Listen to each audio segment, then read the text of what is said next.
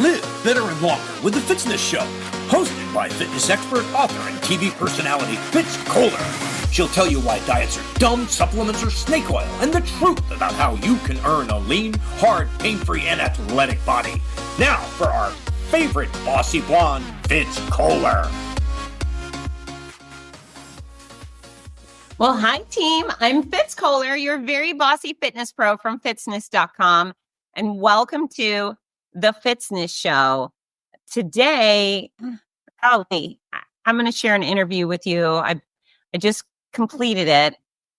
It's an interview I wish I didn't have to do. My friend, Colin Egglesfield, who you may recognize from film and television.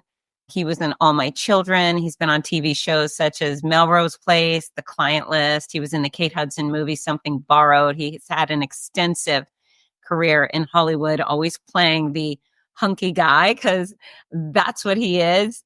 He's been, well, I'm going to let him tell you what his most significant modeling job was, but an incredible young man, only 51. He was on my show in 2021. We were discussing him training for the Chicago Marathon. He was on I interviewed this guy about 15 years ago as well. He's someone who is so fit and so healthy that I've always taken a real interest in what he does and what he has to share.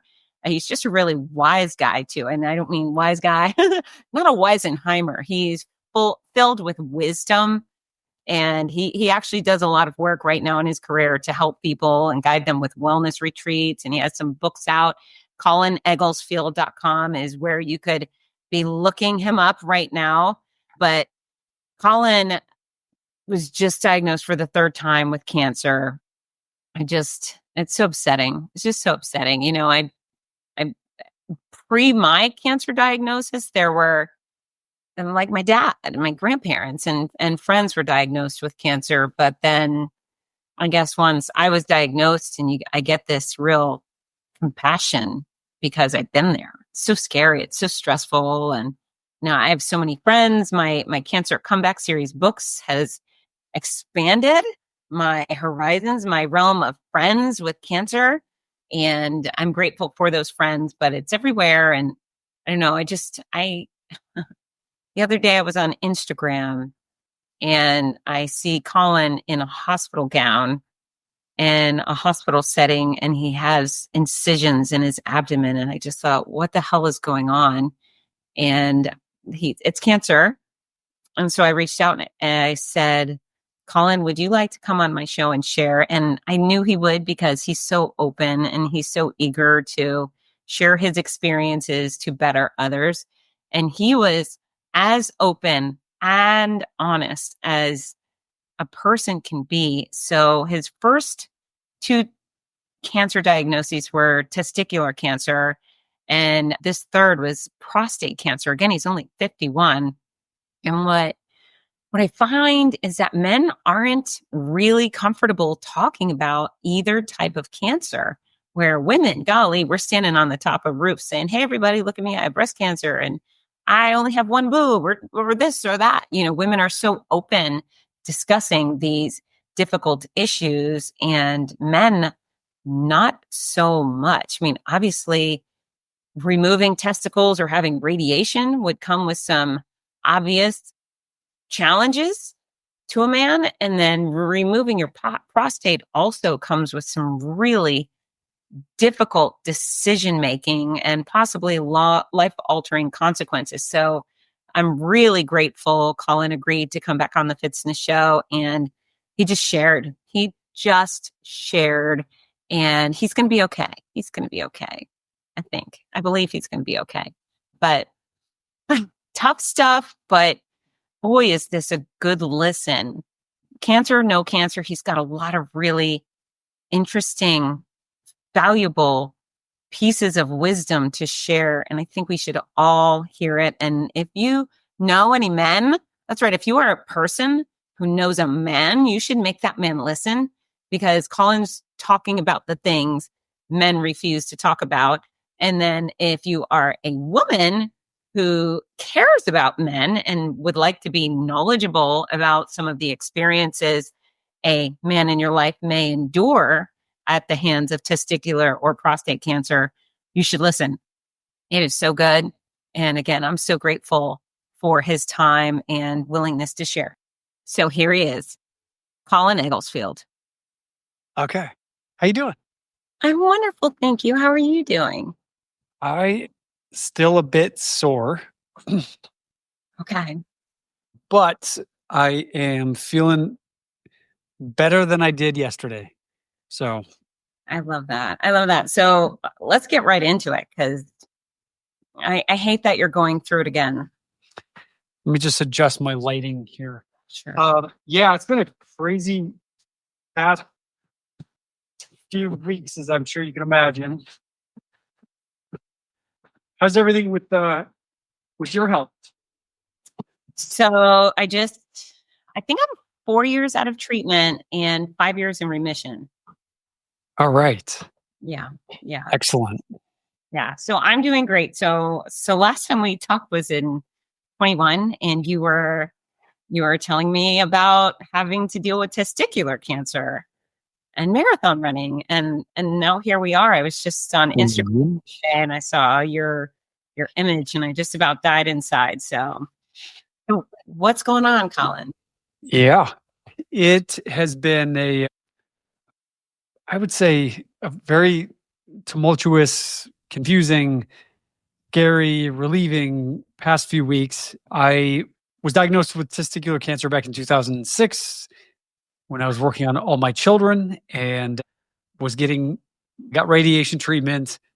And after my surgery, and I was getting my checkups, and then a year later, they found a tumor on the other side. And so they had to do another surgery. And after that, they told me that based on what the statistics are regarding testicular cancer coming back twice and the radiation that I received, and then after that, because I had my testicles removed, for lack of a better description, I had to be put on testosterone hormone replacement therapy. So I've been on that for the past 18 years. The benefit to that is that most men, as they get older, their testosterone starts to level off.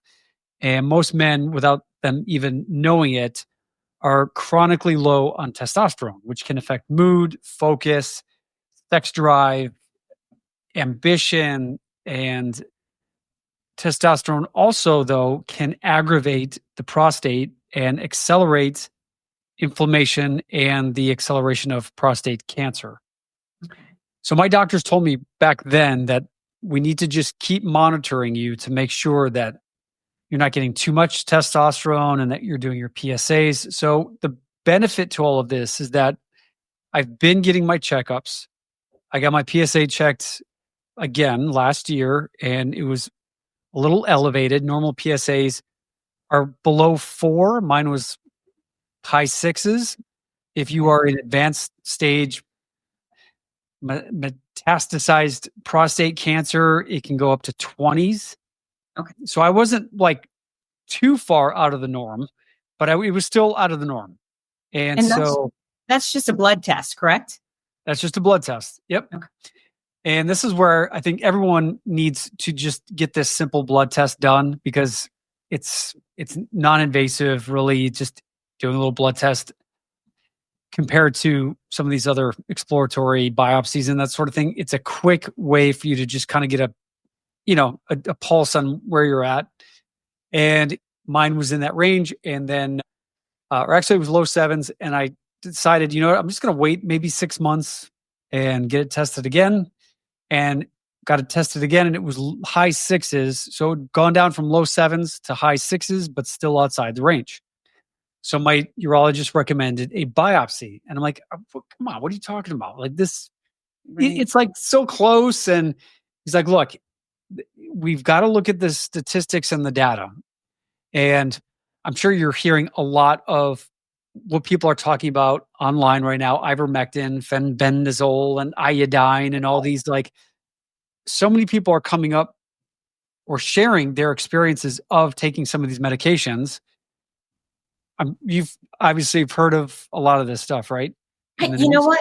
I have some friends with ovarian cancer who are taking those things. One of them swears by it. She's stage 4. She says cancer has regressed and she's doing great with the ivermectin, other word I'm not even going to try, combo. And then I have another friend who she's been dealing with stage 4 ovarian cancer too. And she's been on it and we really didn't get into her results, but yeah, it's a whole different world. I'm not utterly familiar with them. Well, let's see what you have to say. Teach me, Colin. Yeah. So, just my wanting to do my own research, because obviously now if a doctor says we need to do a biopsy, now we're getting into, okay, this is pretty serious.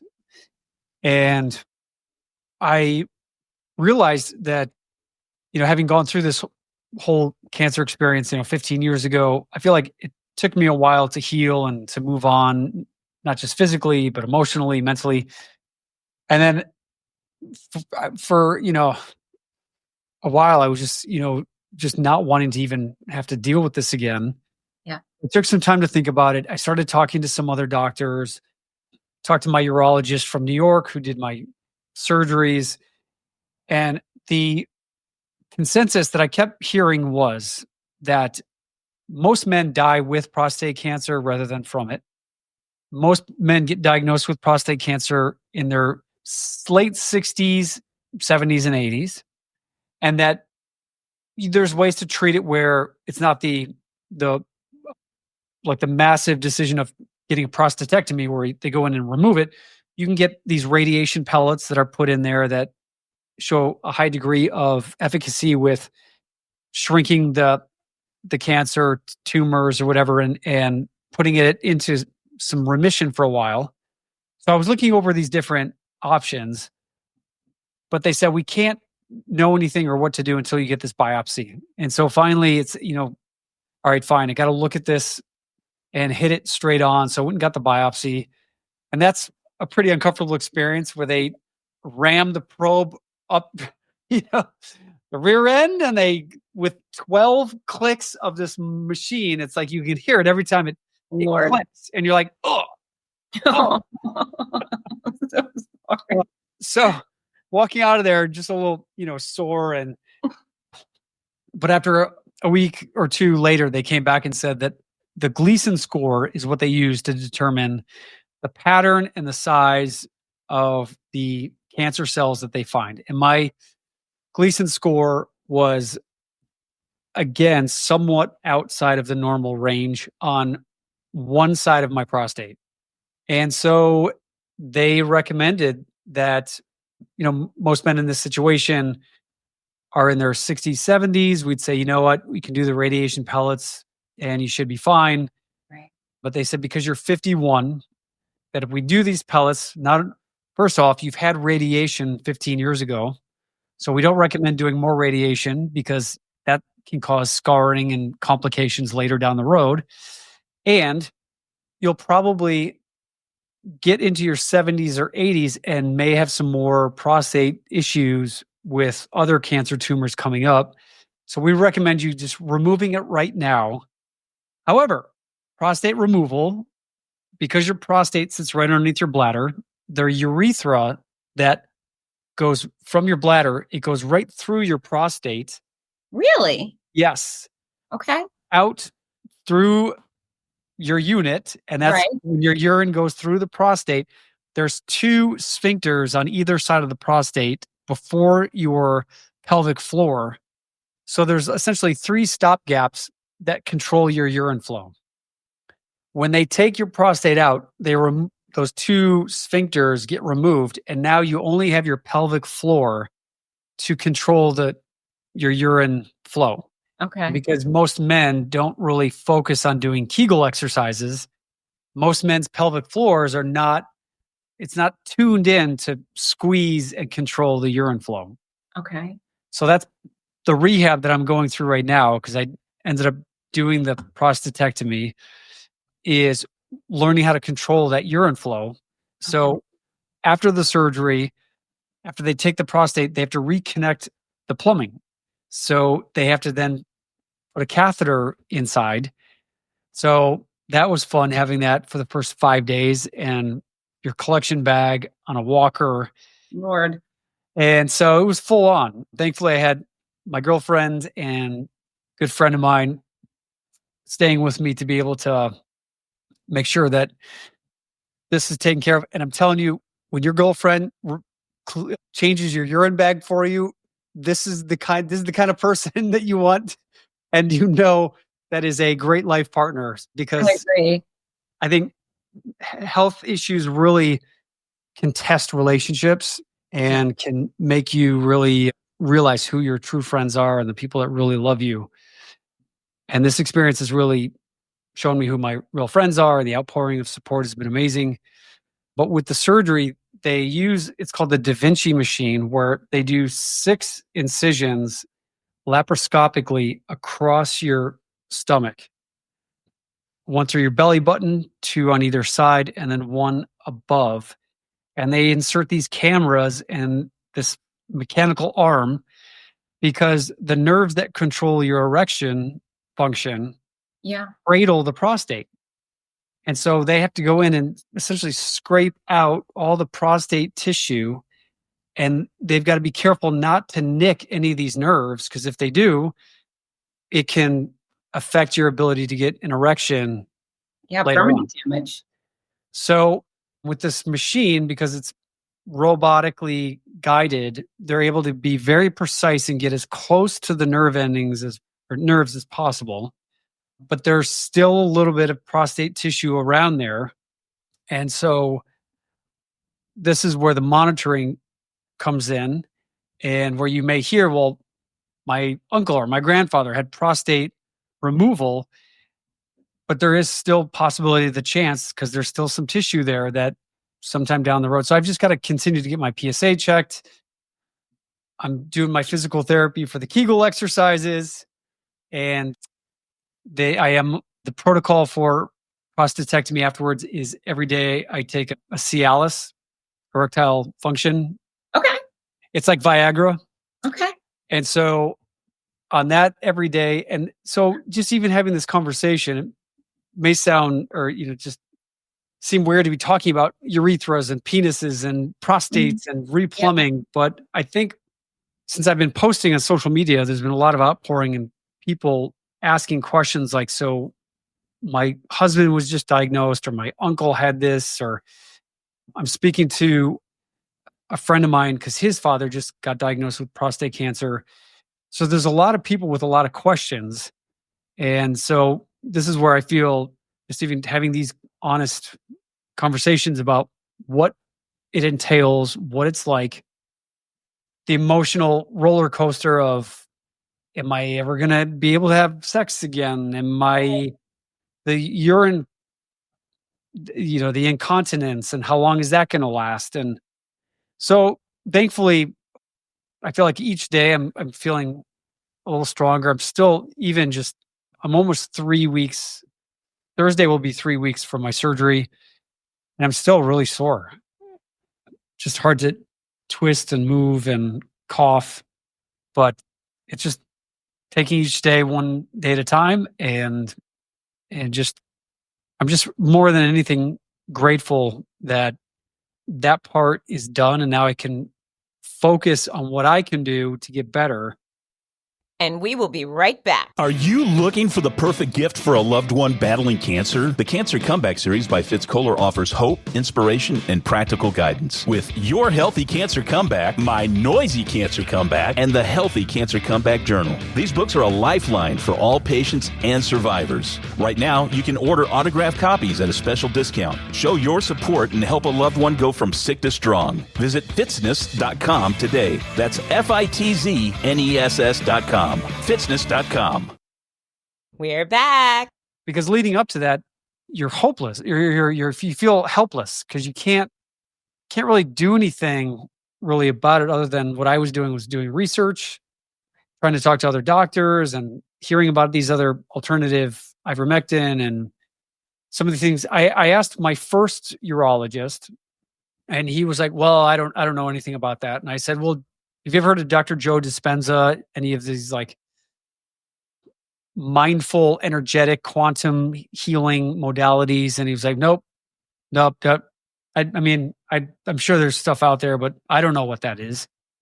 And I'm thinking, you are a medical doctor, and this is what you treat prostate cancer, yet you haven't even done any of, I get you get trained in medical school a certain way, but why wouldn't you start exploring other things that are out there just to even know what's out there, you know?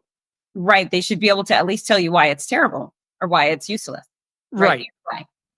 And that's why I didn't feel comfortable working with this doctor. And I fortunately was able to find another doctor through the City of Hope Hospital here in Phoenix, and they're great. And my doctor, he just came from the University of Iowa, and I graduated from the University of Iowa. So I thought it was a sign from the universe that, okay, this is my people. And he was able to just really sit and answer my questions about like some of these other alternative forms of medicine and healing. And he's like, look, Colin, there's a lot of different modalities out there. He said, they may very well help shrink cancer cells in some people. And the problem is there's not enough of the statistical sanctioned FDA regulated studies for us as doctors in the health professional industry to be able to recommend this stuff without the liability falling back on us for recommending things that have not been studied or proven to be effective. So I think more of these grassroots stories that you're hearing about people who are taking it and they're getting really good results, my hope is that it will cause some of these studies. The problem is it costs billions of dollars to do these FDA regulated studies. And who has that kind of money? The pharmaceutical companies. So the ivermectins, which is a drug that's used to kill parasites in horses and farm animals. I don't know who the company is that makes that, but I mean, maybe they could sponsor the study in humans. Like, this is where it's like, my doctor was like, we just need more studies done for us to be able to really make these educated decisions. He said, but what we do know is based on what we see with you, and of course, there's always outliers, but with your prostate cancer, and we caught it early, he said, you've got about a 5-year window. This is a slow moving cancer. So you've got about 5 years, but the longer you wait, the chances are that these microscopic little cancer cells might escape out of your prostate and get into your liver or your kidneys or your brain. And so I wanted to do something quickly about it. And so it was about a year where I was looking into. Oh, is that right? So you were diagnosed with prostate cancer a year ago? Yeah, in November of 2023. Wow. Okay. And so I actually did start working with a integrative health practitioner, and they recommended this detox protocol and coffee enemas. And basically the benefit to this was I did a full blood panel. And this is where it's amazing because most hospitals and doctors don't recommend this full scale panel. And what they found with me was that I had a fatty liver. They recommended me doing a detox. So I did like a month-long liver detox, and that there was certain minerals that I was deficient in that were affecting my metabolism.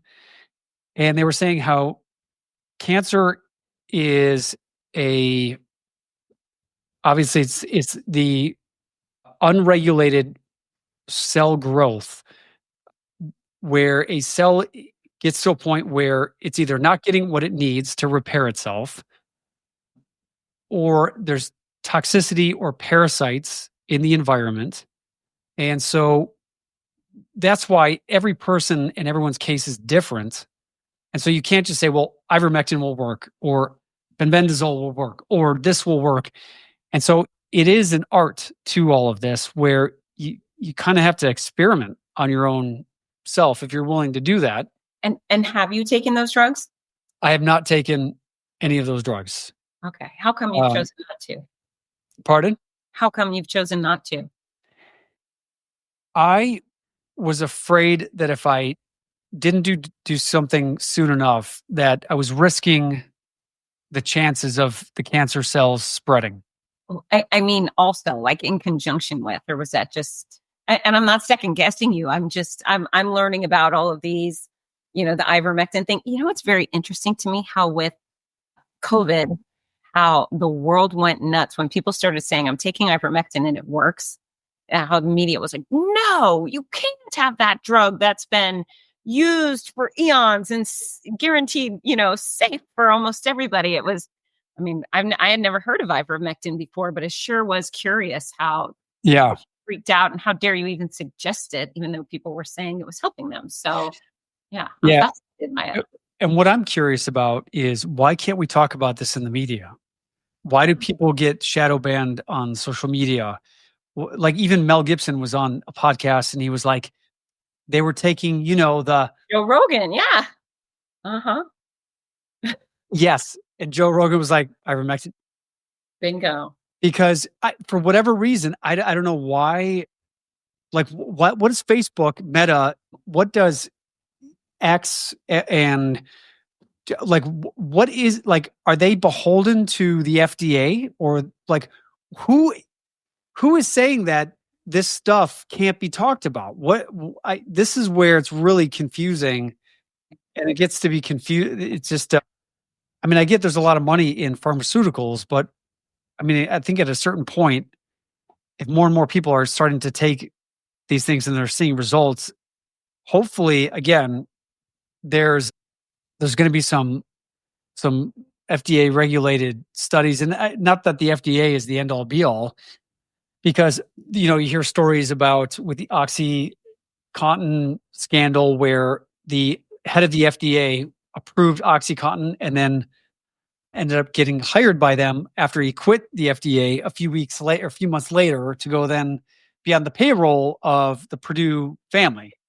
So aren't they trying to make a rule? It's those folks cannot work as a lobbyist or in the pharmaceutical industry for 5 years after leaving a government job. That's a good question. Yeah, I think I heard that. Yeah, it's I do have faith that some of the craziness that's been going on is going to change. I think we're on the precipice of a new freedom to have the conversation, and the truths will come out. What do you think? Such a good question.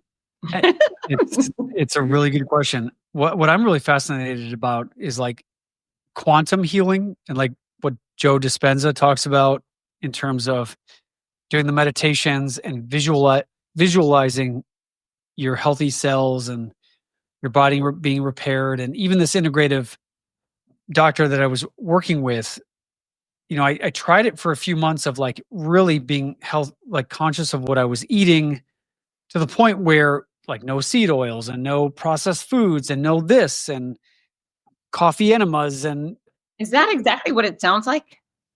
Yeah, I never actually did it, because when I saw what you had to do, like stick a funnel up your rear end and put coffee in there and let it sit for like 10 minutes and then you flush out, it's definitely a lifestyle.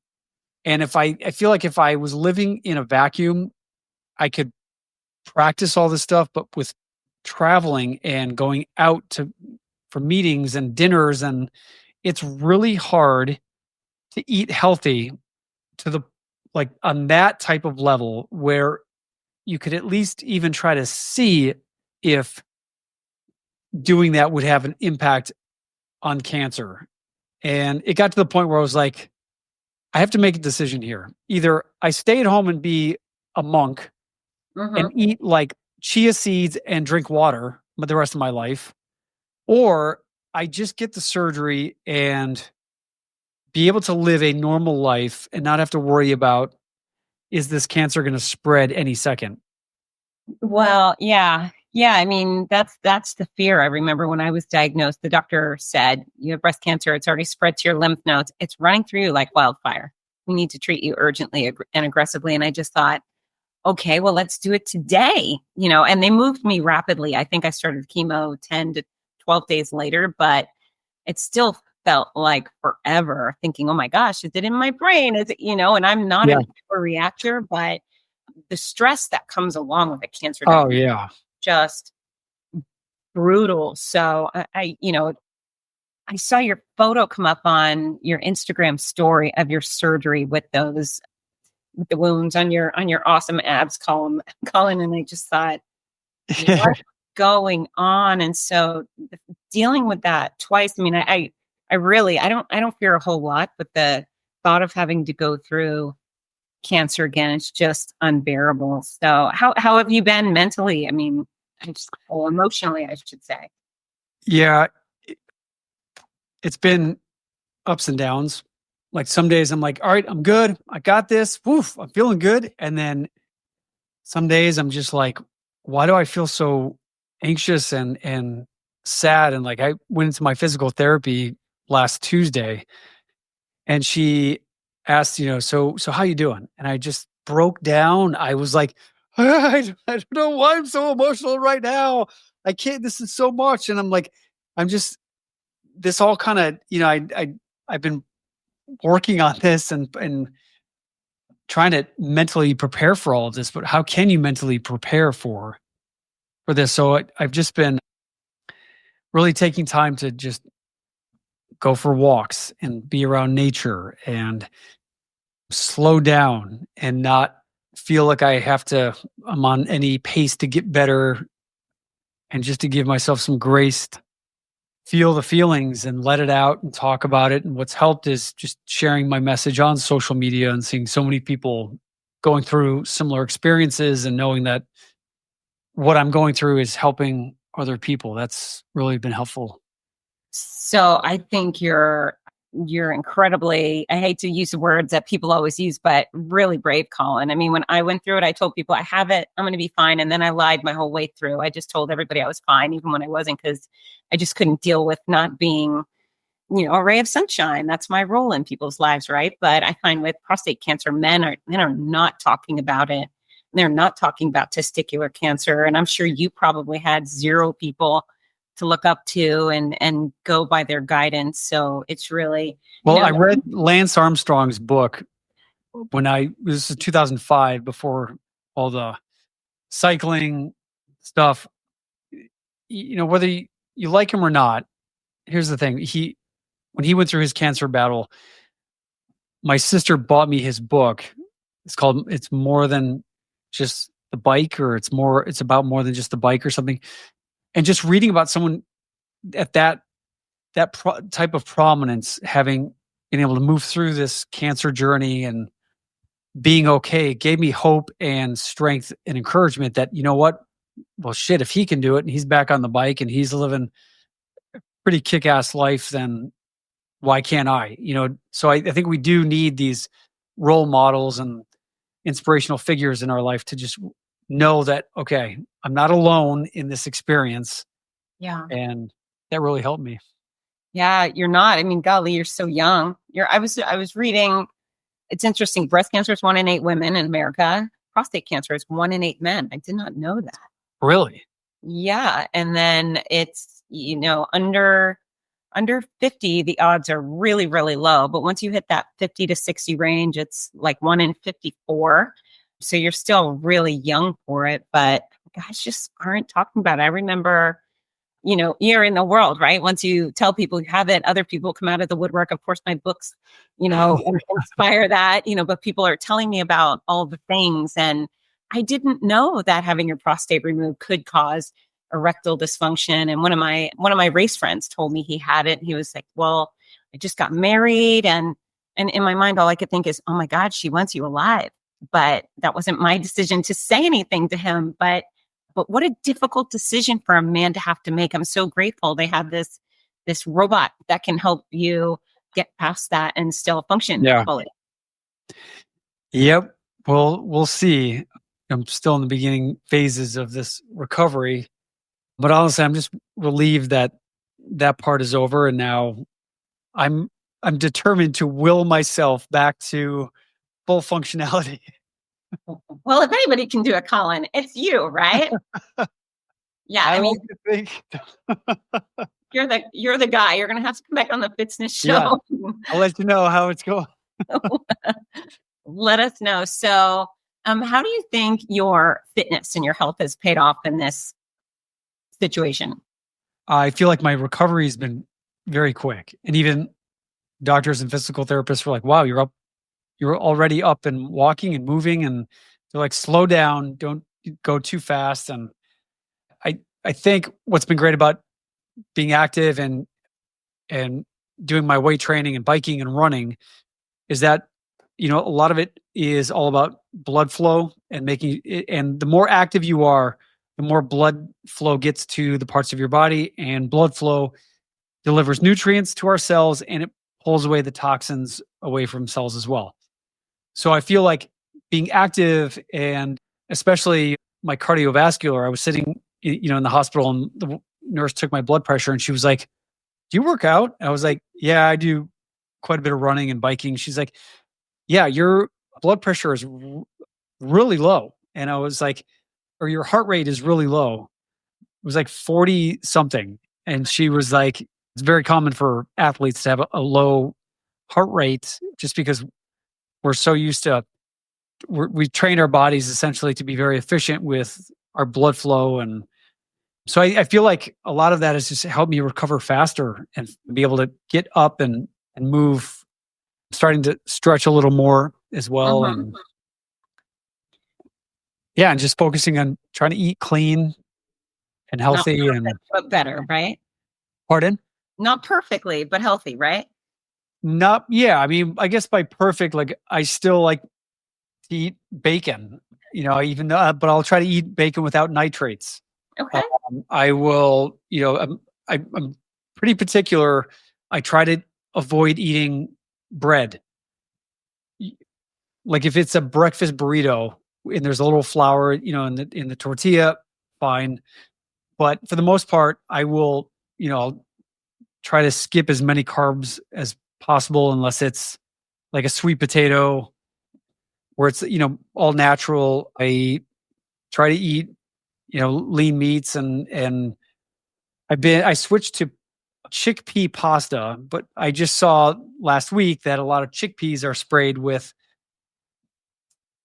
glu- uh, what is it? Glucoline pro- propol or whatever, which is like antifreeze, Oh which is gosh. essentially like just so many like corns and flours, and so much agriculture is just still sprayed with a ton of pesticides.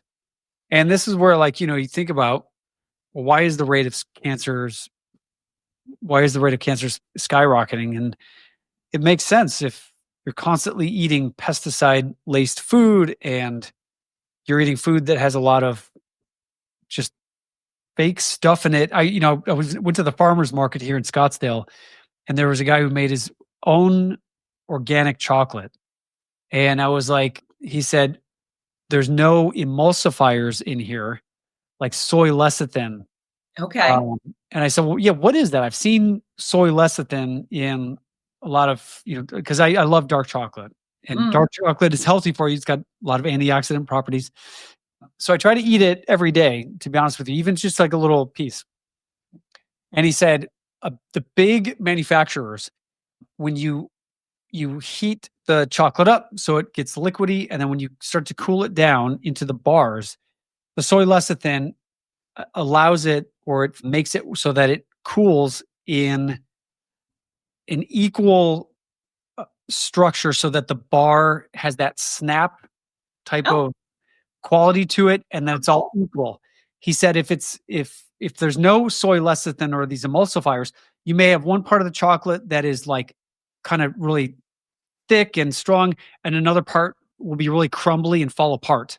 Okay. So the soy lecithin unifies the consistency of the bar, so it is that consistent snapping, firmness. Okay. And he said, for organic chocolate makers like myself, the soy lecithins can just gunk up your system. And he said, what we do is we heat it up, and then we slowly cool it down, and then we heat it up again, and then we cool it down. And he said it takes longer, and And it's more of there's an art to it. It's almost like brewing coffee. Do you brew it for like 4 minutes or 10 minutes? And what kind of water are you using? Okay. So there's an art to it, but it takes longer and it's more labor intensive. So he said for the bigger manufacturers of chocolate, they just throw that lecithin in there and it allows them to just cool it down and then ship it. So it is that mixture of, healthy things cost more, unfortunately. So it's fascinating because people ask me, why do they say just breast cancer run in your family? And I'm the one. It's just me. Lucky me. Yay. But I'm a vegetarian. I exercise. I try to pinpoint what would I have done? I drank like a sailor when I was in college. Oh boy, did I ever. And alcohol is certainly something that is a carcinogen. It's been a long time. And I'm not radical about anything, Colin, but I sat down, I listened to RFK Jr. and I thought, some of that makes sense. Are there chemicals? I mean, I've never been that girl thinking what chemicals but I think we should think about those things. I'm glad there's somebody who's going to be in charge that cares about those things. And I'm not the expert, but perhaps there are people who are that could help us out. Why do we have certain dyes in our food that are banned in Europe? Exactly. Right? Yeah. Yep. It is good to see RFK in there stirring some stuff up and hopefully making it so that there's more of a democratization in healthcare where it's not controlled by, these pharma lobbyists, where we're able to at least be able to have these conversations without feeling like we're going to be censored, I guess. Right. Oh my, well, nobody's ever censored my show. That would be so awesome. They're like the Fitzness show. We got to take it down. So many years ago it was my first time visiting Europe. I landed in Honfleur, France, and it was 50th anniversary of D-Day. And what a stupid person. I didn't go over to those festivities, but I'm walking around Honfleur and there's a little grocery store. And I thought, that'd be cute to go check out a French grocery store. And they sold their chickens out front with their heads still attached. It was just these dangling chickens. And I thought, yikes, no, thank you. And I decided, if the FDA wasn't involved, I wasn't eating meat in any other countries. And I've traveled abroad extensively and I never have eaten meat over there. But now I think, I don't know if I'm so impressed by the FDA anymore. Maybe I should have had some chicken over there when I was eating that. Yeah, I don't know. I think some major improvements need to make because the cancer cure rates are rising, which is wonderful. The medicines are getting better, more effective. I can't wait till they get vaccinations for so many of these diseases, right? But the diagnosis rates are increasing for the under 50 crowd. Younger and younger, more and more people are being diagnosed. And I just can't think it's anything but the environment and the things we consume. Definitely. I think you hit it right on the head when you said there's so many chemicals that are banned in Europe. I think there's like over 2,500 chemicals that are banned in Europe that we allow in our foods, our cleaning products, our makeups, our all kinds of stuff. Well, they say it's like the dyes. Okay, well, let's say we're going to eat whatever's in a Cheeto. Does a Cheeto have to be orange? I don't know. I mean, could we eat a white Cheeto? I probably could. I mean, I don't know how much influence these colors have over our decision. I mean, maybe if you're a kid and you're looking for something fun. Oh, yeah. I mean, come on, look at Lucky Charms and Fruit Loops. They're so fun to look at. Of course it's going to be. And the thing is, they've done studies where our brains are just hardwired for bright colors, which are the fruits, lemons, oranges, blueberries, cherries.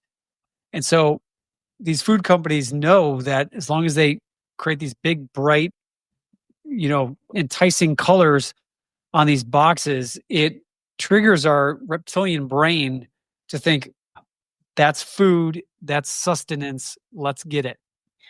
Now, on that note, how come people aren't looking at cherries and oranges and lemons and saying, let's eat some of that? Because I feel not enough people are eating enough produce. You know what I'm saying? If that's drawing people in, why are they steering clear of the produce section? Yeah, because it's the presentation. And when you go to the grocery store, that's why marketing people who are great at marketing, they're great at what they do because they present something where it is either sexy or it appeals to the reptilian part of our brain. So if you look at, pomegranate juice, Yeah. where they've taken something where pomegranate juice, no one really heard about it. I mean, it's red, they're nice.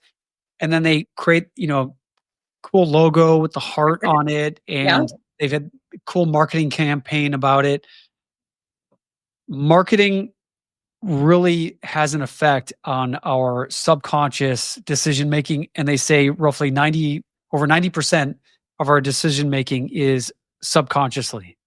And so you may consciously believe you are making a choice, but it is based on unconscious, subconscious programming where you may not, and it may not always be based on fact. So what we do is we make a decision based on these beliefs that we have. And if it doesn't line up with the facts or with reality, we will try to find a way to justify it to fit into the narrative that we want to tell. And that's what cognitive dissonance is. And we see this a lot of the times in politics or in all kinds of things or like even just with food, like, to say, well, I mean, ice cream isn't that bad, where it tastes so good and it appeals to those feelings of making us feel comfortable, satiating. Part of it's biochemical. Cheese has, a lot of these, like cheese has, what is it? Casein, whatever, and some of these other ingredients that mimic cocaine and heroin to the point where you get addicted to this stuff. So it all plays like marketing and what they put into foods to make them more. You basically, your body gets trained to have them, and when you don't have it, you go through these withdrawal periods. And these companies know what they're doing. I read recently the cigarette industry used to lace cigarettes with fiberglass particles. No. So that when you breathed in, these fiberglass particles would go into your lungs and cut your lungs up to deliver more nicotine into your system to get you more addicted. It's disturbing. It's very disturbing. Huh. Wow. All the things nobody ever wants to know, Colin. That's awful. Who knows? We'll probably get banned eventually for talking about this stuff unless Elon Musk and RFK do something about all this stuff. Jesus. So, you take two young, healthy people like us who are doing almost all the right things. I mean, do a little bragging. Tell people how many marathons you've run, Colin. I think it's 7. Seven. Yeah, I believe it's 7. Incredible. And then San Diego, New York, LA, Chicago. Yeah, I've done probably 15 triathlons. And yeah, I'm so anxious to get back on my bike and just be able to start riding again. well, I bet that's coming soon. And we will be right back. Do your hips, glutes, quads, and hamstrings need extra support while running? Of course they do. Both soothing and comfortable, compression tights by Leo Reve boosts blood and lymphatic circulation while increasing muscle pliability, which helps prevent fatigue and injury. Made for men and women of all speeds. Check out the superior balanced compression tights made right here in America. Visit leoreve.com. That's LeoRever.com. We're back. Do a little more bragging. Tell everybody what brand you used to be on the box for. You used to be on the box, the Calvin Klein underwear box. That's right. So from my chin down to like my mid thigh, I was the underwear box guy for like 5 years. So and when you're doing that, it's a good incentive. It's a very great it's a good incentive to keep you in shape.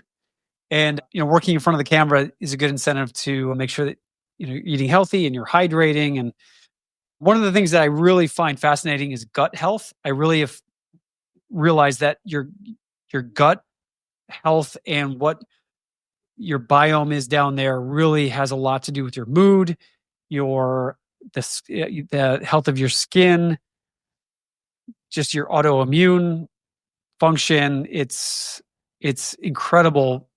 The more I see people focusing on creating a healthy gut flora, a lot of their issues just clear up. Yeah, I just had my favorite registered dietitian on my show. I just published today, Tara Collingwood, and she was talking about gut health and how it's so beneficial to have a little bit of each type of produce. And there's steps you can take. There's drug-free ways to improve your gut health and how necessary that is. So powerless. I think we've both felt very powerless at times where they say you have this, and then you're stuck going, okay, how do we get rid of it? Help me, which I hate asking. I hate not being in charge of me. I feel like you're probably the same guy. So what are the things that you definitely do to control Colin? Well, you bring up a good point. I would say when I was younger, I didn't want to ask for help. But after my first cancer experience, I realized that I couldn't do it alone. I tried to do it alone. And when I was working on all my children, I was going through my radiation treatment. And after 3 weeks, I didn't tell anyone. Fortunately, my schedule lined up where I could go to work and go get my radiation treatment, go home, feel nauseous and flu symptoms and want to throw up, and then wake up the next morning, go back to set and work. There was one instance towards the end of my treatment where I had to get my scenes were scheduled for the afternoon. So I scheduled my radiation for the morning. So I went to the radiation, then went to the studio, and I couldn't get through my scenes. My director came over and just said, "Are you all right? You don't look so good." And I was like, I'm not doing so good. I going through radiation treatment right now. I had cancer surgery 2 months prior. He's like, why didn't you tell anyone? You idiot. Like, and you really think about it. I was like, who is it serving when you don't share with people? I realized that it's a manipulative thing to do, to hold it in. When you think that you don't want to be, most of the time people don't want to be a bother. They don't want to put people out. But the thing is, then you're preventing them giving them the opportunity to make them feel purposeful, to make them feel like they're making a contribution. And when people make a contribution and know that they have some sort of purpose in making someone else's lives better, that's what makes them feel good. And that's what makes them feel purposeful. So by sharing what you're going through, you're actually giving someone the opportunity, giving them the gift of them being able to step up into the role that makes them feel the best about who they are. So I think it's this energetic flow that if you stop the flow and just hold it in, like stopping blood flow, things start to wilt and die. And relationships can wilt and die if communication stops. Your mental health can wilt and die if you don't share and get it out and let it flow. And being able to do all this stuff, then filling your cup back up so that you can then be out there and give to other people. You got to be smart enough to know that you can't keep giving energetically, physically, mentally, without getting filled up. And the only way you can get filled up is if you keep that cycle going. So did you learn that lesson quickly when you were on the set and on All My Children, or did it take you longer to figure that out? Yeah, no, after sharing that, when I first got to the show, you could tell there was this like, well, who's this new guy? Is he coming in here? Is he going to take over the attention and the fan letters? And so some of the other guys on the show weren't super friendly to me. And after they found out that I was going through this, one of them offered to go to the hospital with me and take me. He was like, dude, sorry to hear this. If you need anyone to go with you. I was like, honestly, yeah, my next checkup is like, Thursday. I don't have anyone to go with, would you mind coming with me? And I would say a few words to this guy on set, and we kind of just did our work and then went our separate ways. But this experience allowed him to show up to be the provider and the friend that deep down he authentically was. But I think sometimes we let our outside superficial perceptions of things and again, that reptilian part of our brain, which is all about survival, like who is this? Are they a threat?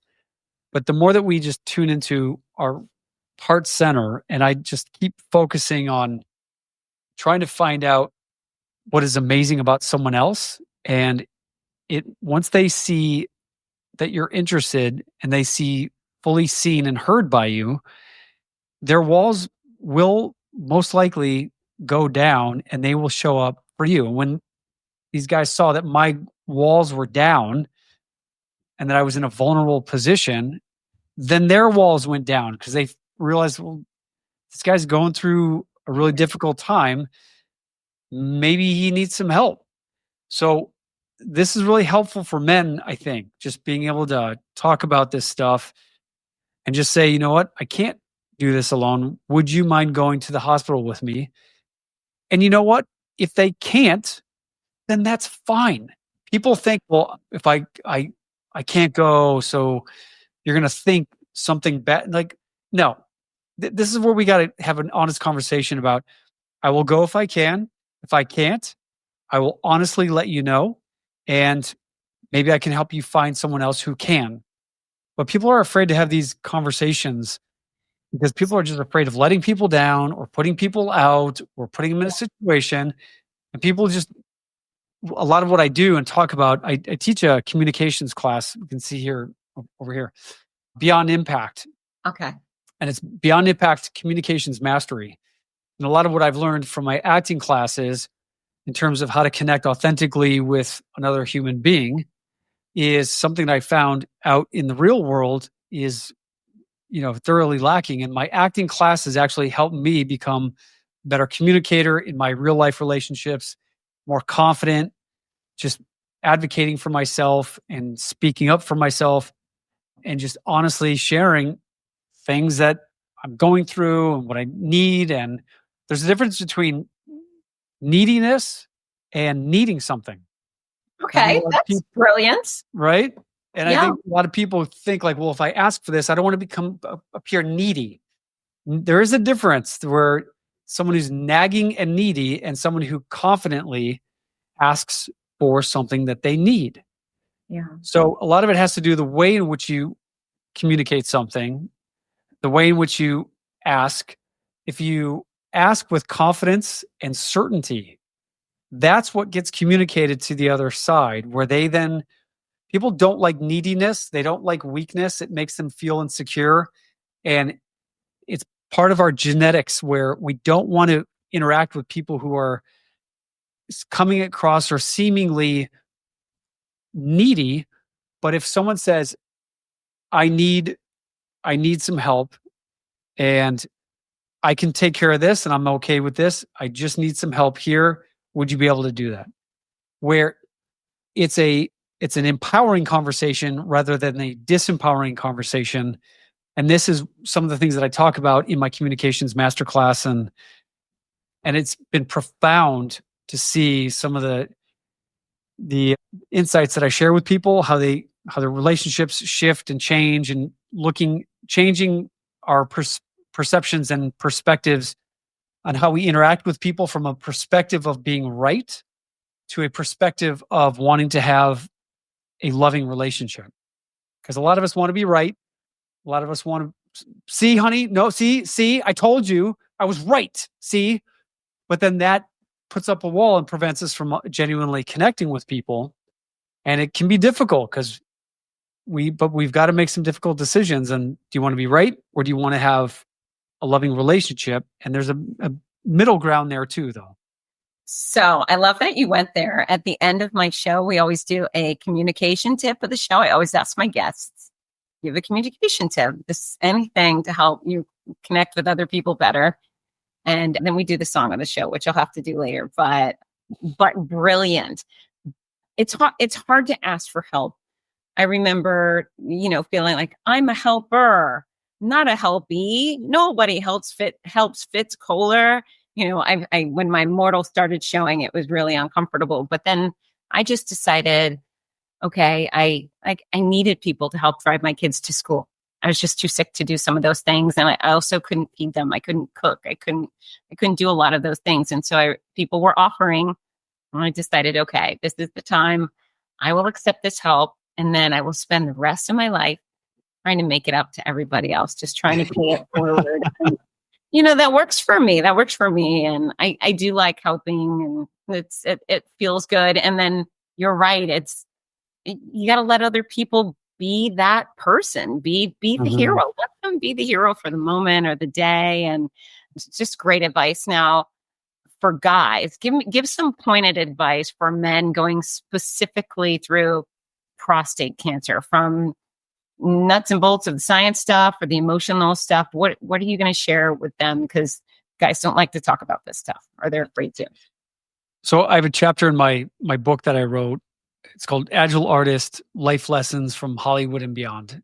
And I write about, one of the chapters in there is called Freeballing, because after my second testicular cancer surgery, where I had it removed, I ain't got none. So I think being able to bring some levity and a sense of lightness and humor to this, but then also asking yourself the question, who do I choose to be in the face of this?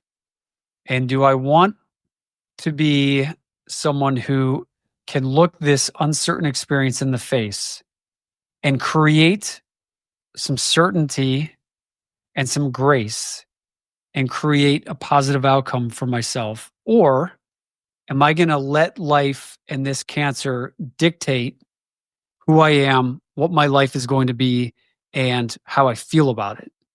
And a lot of the times as men, we thrive in environments where we have control, where we can assert our dominance and certainty.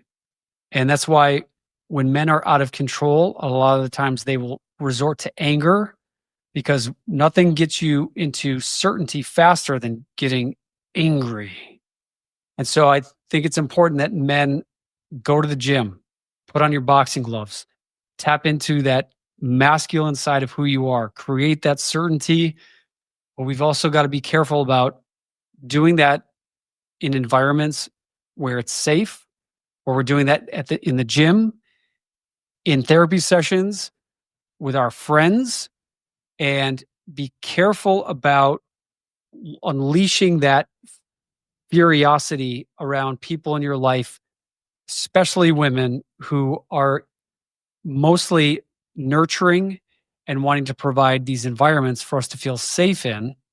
And the story of the prince slaying the dragon and rescuing the princess, that metaphorically describes men. We need to learn how to slay our own dragon within ourselves, which is that self-control and that emotional intelligence, to be able to slay those angry, fierce feelings, to provide a safe space for women to show up, to be in their feminine, nurturing centers. Otherwise, if men were too much in our victim, blaming, woe is me energy, then women then have to assert and slide into their masculine energy. And then that can completely change the dynamics of a relationship. And men and women who love each other may actually be bickering the whole time, and they don't even realize why. A lot of it has to do with these archetypal and energetic shifts. And this is what I talk about in my communications class.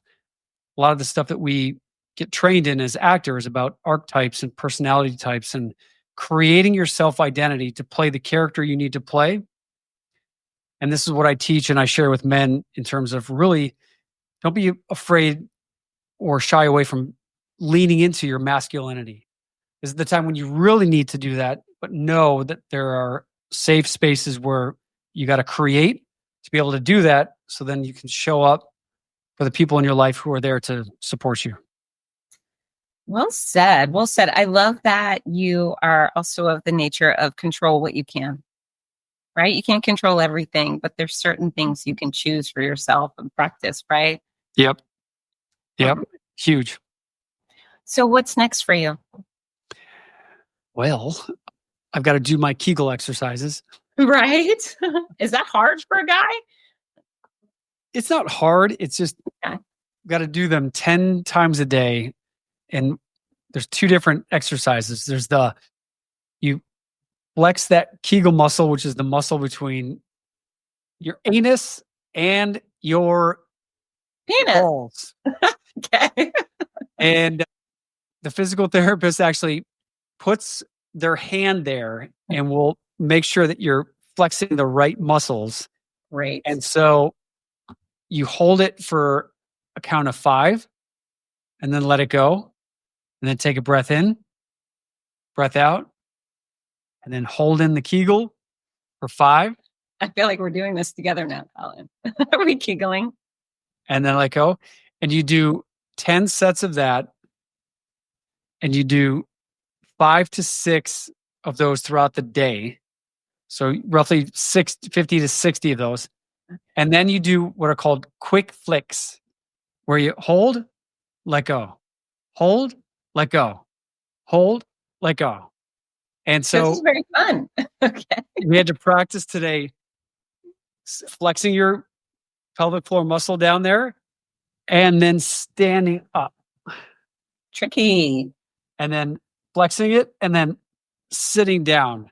Because anytime you squeeze after prostate cancer surgery, you tend to leak. There's incontinence. Okay. So this is practicing becoming aware of being able to control that pelvic floor muscle so that you can consciously control it to prevent your leaking. Okay. So on that note, share your expertise because I'm sure they've done some explaining for you. For someone for a man who has not had prostate surgery, what are the benefits of Kegeling for your average Joe? Well, it allows you to be able to hold your urine for longer. It allows you to be able to control your ejaculation and orgasm. Okay. So flexing that muscle, I don't know if this is a myth or urban legend that Sting, he was so in tune with these Kegels and tantric sexual practices that he could have sex for like 24 hours, not have an orgasm, like whatever. But all of that is intertwined down there. So just practicing this stuff. And one of the nurse practitioners told me that one of her patient clients, he's a truck driver, and to remind himself to do his Kegel exercises every time he comes to a red light, that's his time or his reminder to do his Kegel exercises. So if you're driving in your car and you come up to a red light, that's your time to practice your Kegel exercises to be able to become a king in the bedroom. King in the bedroom. I love that. We're going to call them Kegels for Colin.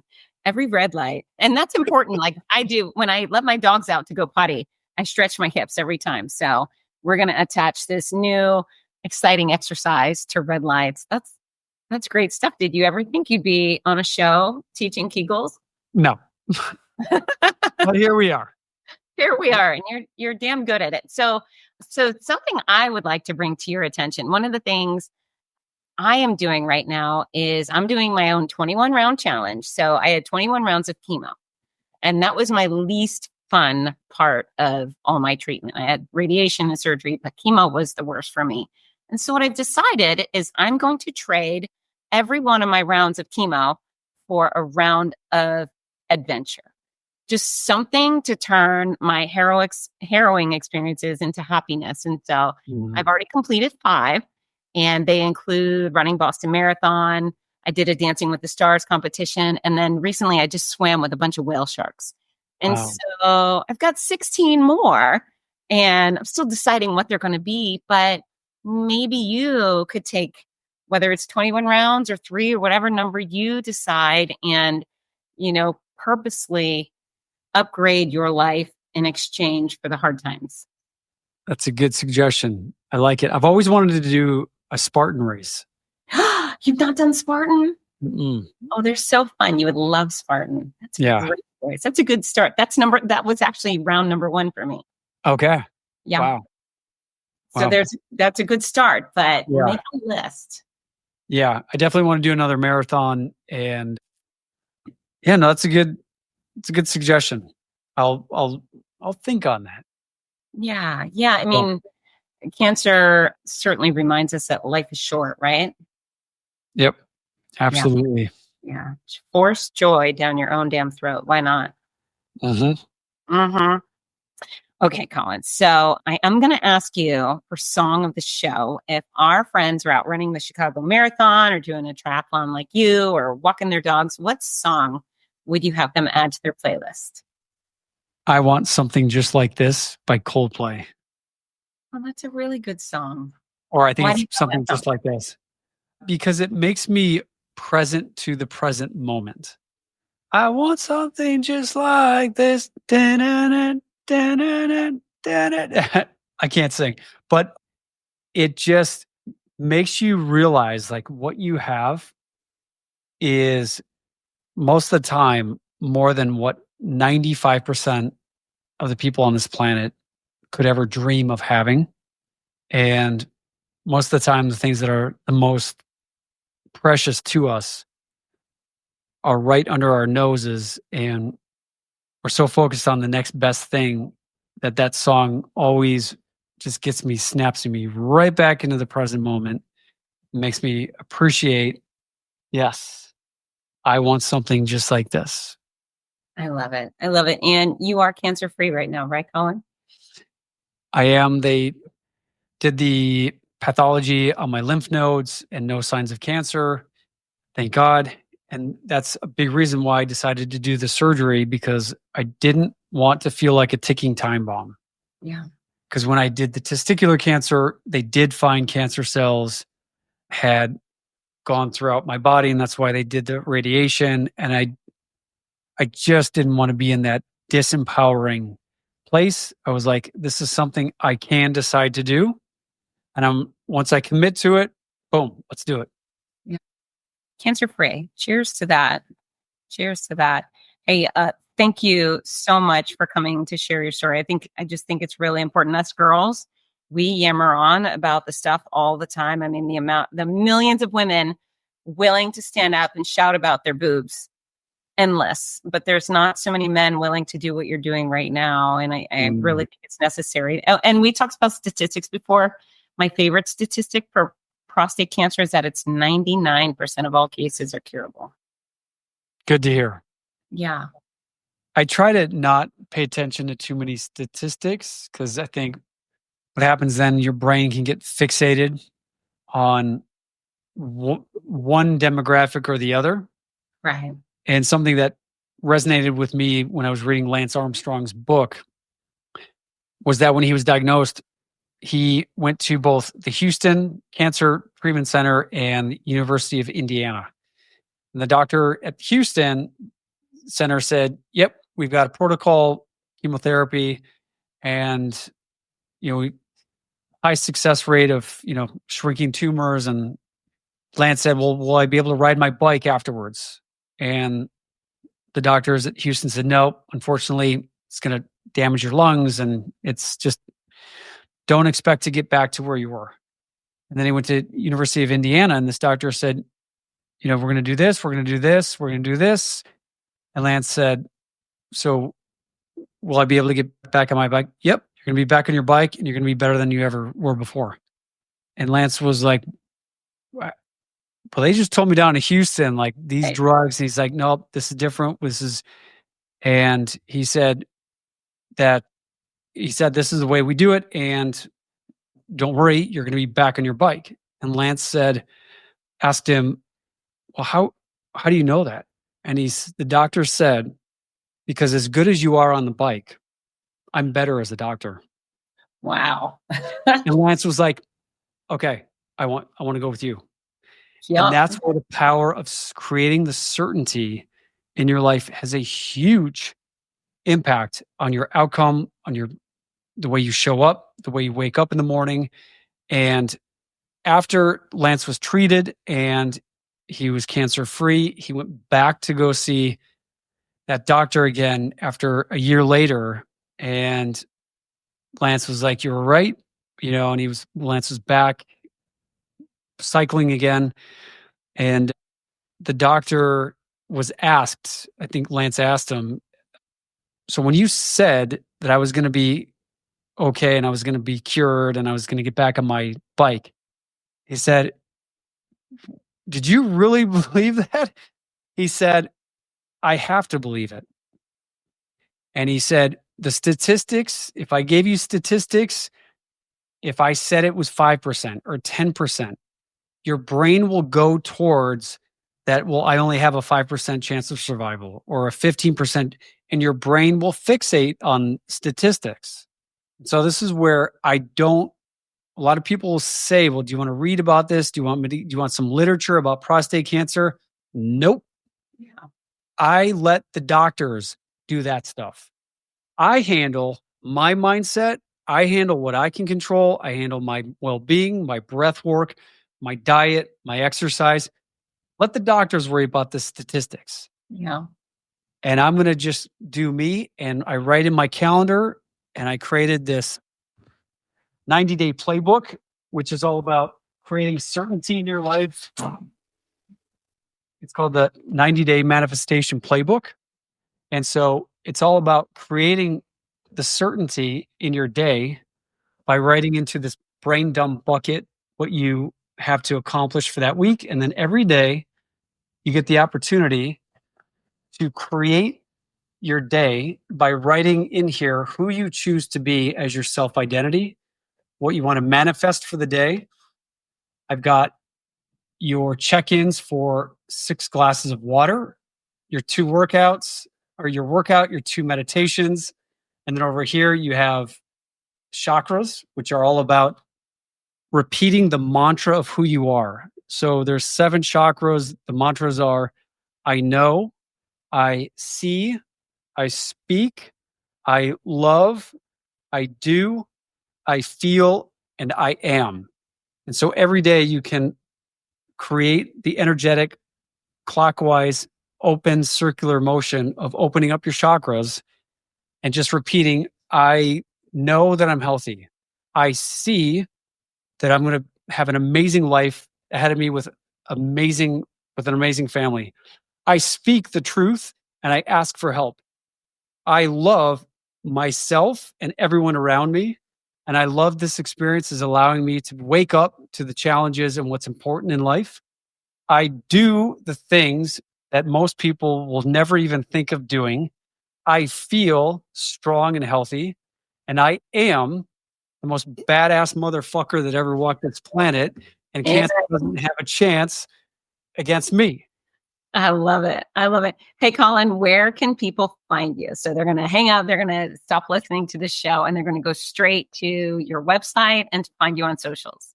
Yeah, you can go to colinegglesfield.com, my website. You can go to my Instagram, which is at Colin Egglesfield. And on there, you'll be able to see, you can buy my book. You can get my book on Amazon. This is the journal. And I've got my Agile Artist Life Lessons from Hollywood and Beyond, which is all about my journey through my testicular cancer. And then also I'm doing a health and wellness retreat April 3rd through the 7th here in Scottsdale we got spaces for up to 20 people. I've been doing these retreats every year for the past 3 years now. And we do hiking, sound bowl healing, yoga. I do my Beyond Impact communications workshop. We go horseback riding. We do line dancing. We do a dancing under the stars dance competition. We go to my buddy's health spa. We do red light therapy and cold pool plunges. And it's an amazing weekend of connection and healing and rejuvenation. Sounds wonderful. Sounds absolutely wonderful. I adore you. Thank you for always coming back on my show when I ask you to. I really appreciate you, Colin. I adore you too, Fitz. Appreciate you. Wish you my best with everything. And how about you commit to coming back on the show when you're getting ready to run your next marathon? all right, sounds good. Is that good? Yeah. All right. Now you got to look at the camera, and with gusto, you have to tell everybody to get to work. All right, everybody, get to work. Hi, this is Rudy Novotny, the voice of America's Marathons. We all love how much running has benefited every aspect of our lives, so much so that most of us only wish we'd started sooner. Wouldn't it be wonderful to gift the opportunity to children of today? Well, you can. The Morning Mile is a before-school walking and running program that gives children the chance to start each day in an active way while enjoying fun, music, and friends. That's every child, every day. It's also supported by a wonderful system of rewards, which keeps students highly motivated and frequently congratulated. Created by our favorite fitness expert, Fitz Kohler, Morning Milers across the country have run over 2 million miles and are having greater success with academics, behavior, and sports because of it. The Morning Mile is free to the child, free to the school, and is inexpensively funded by businesses or generous individuals. Help more kids get moving in the morning by visiting morningmile.com. Champion the program at your favorite school or find out more about sponsorship opportunities. That's morningmile.com. Long may you run.